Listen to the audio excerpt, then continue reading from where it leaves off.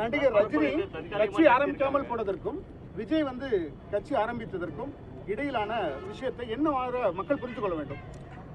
நடிகர் ரஜினி அவர்கள் கட்சி ஆரம்பிக்க வேண்டும் என்று RSS அமைப்பை சார்ந்தவர்கள் தான் கடுமையான அழுத்தம் கொடுத்தார்கள் என்பதை நாம் காலப்போக்கில் தெரிந்து கொண்டோம். அவர்களின் பிடியில் சிக்கிக்கொள்ளக்கூடாது என்று மிகவும் எச்சரிக்கையாக அவர் கட்சி தொடங்குவதை தவிர்த்து விட்டார். அவருக்கு பதவி மீது மோகம் இல்லை, அதிகாரத்தின் மீது மோகம் இல்லை, முதலமைச்சராக வேண்டும் என்கிற வெறி இல்லை, வேட்கை இல்லை. அதனால் அவர் அமைதியாக ஒதுங்கிட்டார்.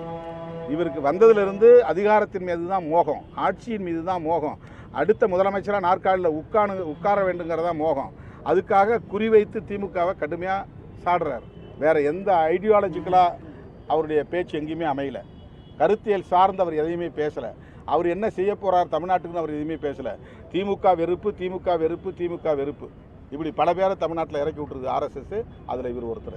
கரூர்ல நடந்த சம்பவத்துக்கு புசி ஆனந்த் மேல இப்ப வழக்கு பதிவு போட்டிருக்காங்க. அவரை கைது செய்யணும் அப்படின்லாம் சொல்லிட்டு இருக்காங்க. ஆனா இந்த சம்பவத்துக்கு விஜய் அவர்கள் தான் முழுமையான காரணம், அவரை நீங்க ஏன் கைது பண்ணல? அப்போ ஸ்டாலினுக்கும் விஜய் அவர்களுக்கும் மறைமுகமா எதுவும் தொடர்பு இருக்கா அப்படின்னு சொல்லி கேட்டிருக்காரு. அது மட்டும் இல்லாம இதுக்கு முன்னாடி ரஜினி அவர்கள் கட்சி ஆரம்பிக்கும் போது RSS அமைப்பை சார்ந்தவர்கள் அவரை ரொம்ப ஃபோர்ஸ் பண்ணதுனாலையும் அதனால அவர் கட்சியை ஆரம்பிக்கல.